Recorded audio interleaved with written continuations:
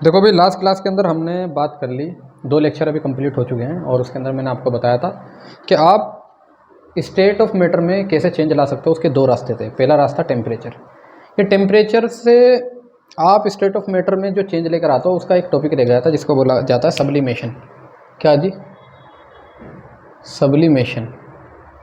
Sublimation क्या होता है कि आप ना सॉलिड को डायरेक्ट गैस में कन्वर्ट कर दो या गैस को डायरेक्ट सॉलिड में कन्वर्ट कर दो। जैसे कि वो कपूर की गोलियां होती हैं जो कपड़ों में डाल के अटैची में डाल के रखते हैं, या वॉशरूम वगैरह के अंदर आपने देखा होगा जो मॉल वगैरह होते हैं उनके वॉशरूम में पड़े हुए होते हैं। तो सब्लिमेशन क्या होता है कि कन्वर्जन ऑफ या change of solid directly into gaseous state, gaseous state या और गैस टू सॉलिड, इसको बोला जाता है सब्लिमेशन। बस इसका एग्जांपल याद रखना, कैम्फूर भी बोलते हैं भाई इंग्लिश में, और मैं लिख देता हूँ कपूर, लिख लेना कपूर, इसका एग्जांपल होता है। तो ये आप स्टेट ऑफ मैटर के अंदर कैसे चेंज करोगे? By changing the temperature. अब बात आती है कि भाई दूसरा रास्ता क्या होता है कि आप क्या करते हो, प्रेशर चेंज कर दो। जी प्रेशर चेंज कर दें। सोचो कि गैस के मॉलिक्यूल बहुत दूर दूर होते हैं। जैसे कि आपके घर में जो मीथेन गैस आती है सिलेंडर के अंदर भर के, जो गैस आती है तो वो गैस है ना, तो फिर आप जब सिलेंडर को उठाते हो तो आपको लिक्विड जैसा क्यों फील होता है? इसके पीछे का कारण क्या होता है कि जो मीथेन गैस जो होती है उसके पार्टिकल जो दूर दूर होते हैं उनके ऊपर प्रेशर लगा के एक जगह पास में लाया जाता है, और जब पार्टिकल को तुम पास में ले आते हो वो इतने पास में आ जाते हैं जितने पास में लिक्विड के पार्टिकल्स होते हैं। अब लिक्विड के पार्टिकल्स के टाइप के पास में आ गए, जैसे लिक्विड के पार्टिकल होते हैं, तो वो किस में कन्वर्ट हो जाता है? लिक्विड स्टेट में कन्वर्ट हो जाता है। आप और प्रेशर अप्लाई करोगे तो आप सॉलिड में कन्वर्ट कर दोगे। तो भाई दूसरा रास्ता क्या हो गया? By changing the pressure. Second बात, बाय चेंजिंग द प्रेशर। तो आप क्या बोल सकते हो? ऑन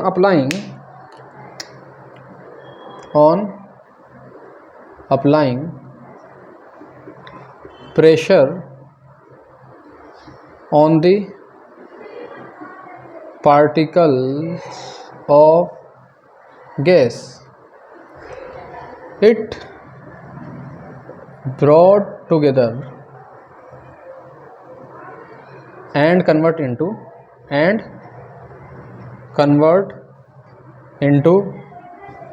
liquid, एंड और प्रेशर अप्लाई कर दोगे तो सॉलिड में भी हो जाएगा, लिक्विड एंड सॉलिड स्टेट।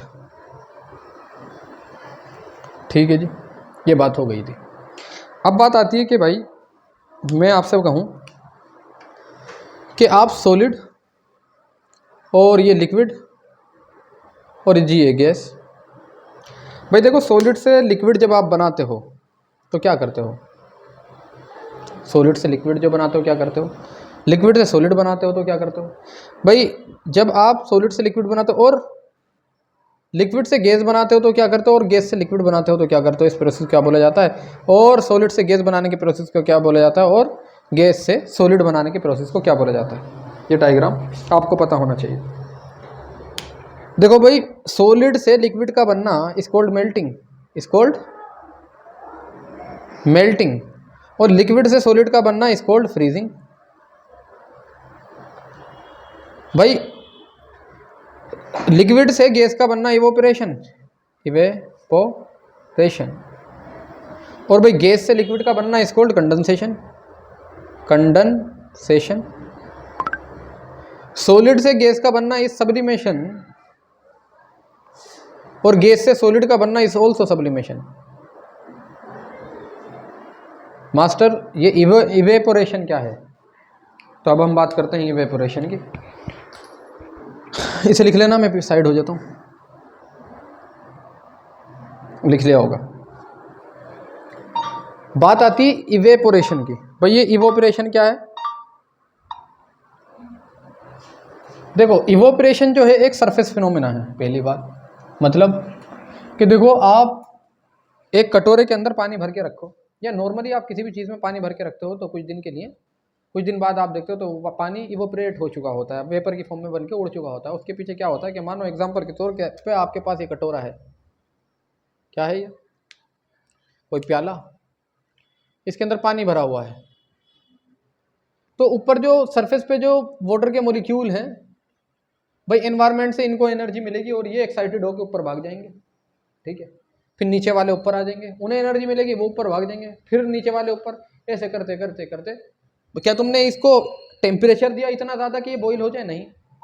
मतलब क्या है कि ये एक ऐसा सरफेस फिनोमेना है, मतलब ऐसा प्रोसेस या ऐसा प्रोसेस जिसमें लिक्विड बिना अपने बॉइलिंग पॉइंट के वेपर में कन्वर्ट हो जाए, उस प्रोसेस को इवोपरेशन बोलते हैं।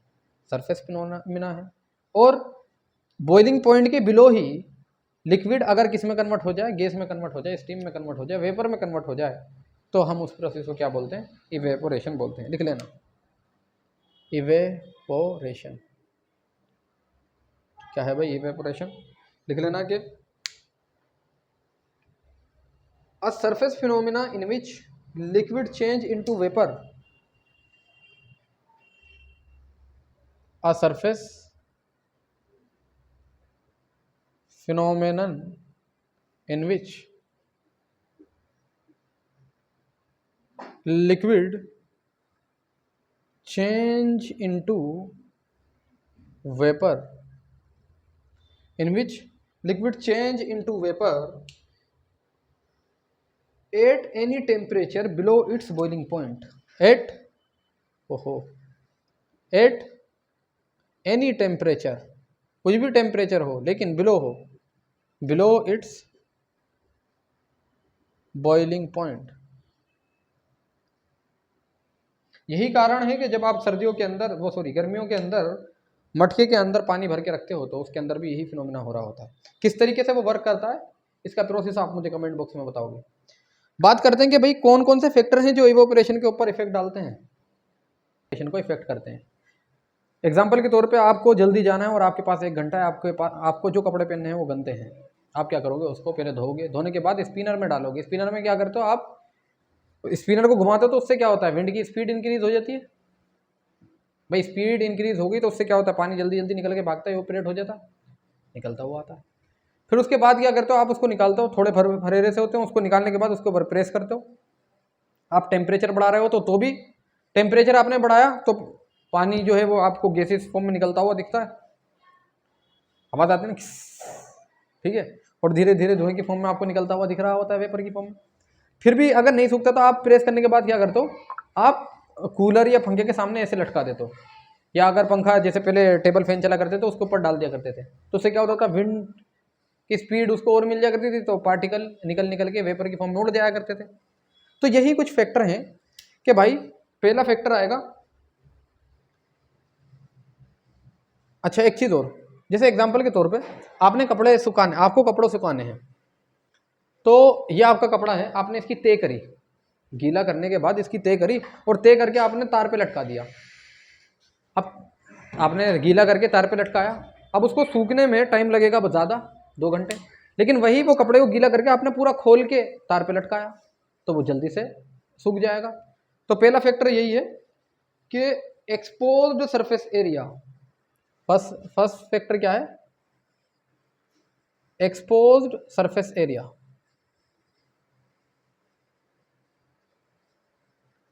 कि भाई जब आप सरफेस एरिया इंक्रीज करोगे, सरफेस एरिया इंक्रीज करोगे तो इवेपोरेशन इंक्रीज होगा। दूसरा फैक्टर मैंने बोला विंड। भाई स्पीड ऑफ विंड, जब आप इंक्रीज करोगे तो इवेपोरेशन भी इंक्रीज होगा। तीसरा फैक्टर है कि जब आप टेम्परेचर इंक्रीज करोगे तो भाई इवेपोरेशन भी इंक्रीज होगा। तीसरी बात, अब देखो इसमें इवेपोरेशन होता क्या है भाई? टेम्परेचर इंक्रीज कर दे रहे हो तो भाई टेम्परेचर आसपास का जिस भी कपड़े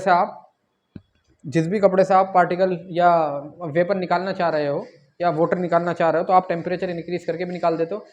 तो एक और फैक्टर आता है कि भाई ह्यूमिडिटी क्या होता है कि एनवायरनमेंट के अंदर अगर अदर दिनों के कंपेयर से हम अदर डेज से कंपेयर करें, वाटर वेपर ज़्यादा हो जाए तो हम बोलते हैं ये थोड़ा ठंडा ठंडा सा नमी नमी सा इलाका हो रहा है, एनवायरनमेंट हो रहा है, तो वो क्या होता है, ह्यूमिड एनवायरनमेंट कहलाता है। जब वाटर वेपर ज़्यादा हो जाए एनवायरनमेंट में, आप सोचो वाटर वेपर पहले से ही ज़्यादा है एनवायरनमेंट में और उसके अंदर आप कपड़ा सुखाने के लिए डाल दिया आपने, तो एज कंपेयर टू जिस दिन धूम ज़्यादा है उससे अगर हम कंपेयर करें आज के दिन को, जिस दिन एनवायरनमेंट में वाटर वेपर ज़्यादा है, तो कपड़े को सूखने में टाइम ज़्यादा लगेगा। रीज़न क्या हुआ कि भाई जो ये ह्यूमिडिटी होती है ना, ह्यूमिडिटी, अगर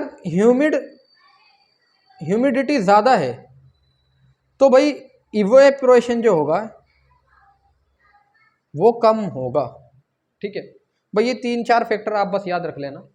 ये चैप्टर बिल्कुल एंडिंग के ऊपर बस एक फॉर्मूला याद रखना कि भाई आप ये जानते हो टेम्परेचर में कन्वर्ट करना आपको सिखाया जाएगा कि आपको डिग्री सेल्सियस दे रहा होगा और केल्विन में पूछेगा, तो सीधा फॉर्मूला याद रखना, डिग्री सेल्सियस प्लस 273.15 होता है। बस इतना याद रखना, आपको डिग्री सेल्सियस देगा, केल्विन पूछ लेगा, यहाँ पे वैल्यू डालो और इसको ऐड करो, या आपको केल्विन देगा, डिग्री सेल्सियस देगा, केल्विन की वैल्यू डालो, इसको उधर पहुँचा दो, माइनस कर लो तो निकाल दोगे। ओवरऑल जो कंक्लूजन है इस चैप्टर का बस यही है। ये लास्ट चैप्टर लेक्चर था, तीसरा लेक्चर। अब ऐसी कंटिन्यू लेक्चर आते रहेंगे। इस लेक्चर को आने में थोड़ा टाइम लग गया था। ठीक है, आपके लिए मोर देन सफिशिएंट है ये जितना पढ़ा दिया गया कि मास्टर आपने तो बहुत कम पढ़ा है। बहुत ज़्यादा पढ़ाने के लिए यूट्यूब पे ऑलरेडी प्रेजेंट है, आप वहाँ जाके वीडियो देख सकते हैं, लेकिन कम में ज़्यादा काम हो जाए तो बस इतना ही काफ़ी है। आप नोट्स बना लेना, और अगर आपको मेरे हैंड रिटन नोट्स चाहिए तो लिंक दे रखा होगा मैंने डिस्क्रिप्शन में, वो वहाँ से मंगा लेना। ठीक है, ऐसी कंटिन्यू क्लासेस आती रहेंगी। मिलते हैं नेक्स्ट वीडियो में, तब तक के लिए good luck and good bye. पढ़ते रहो।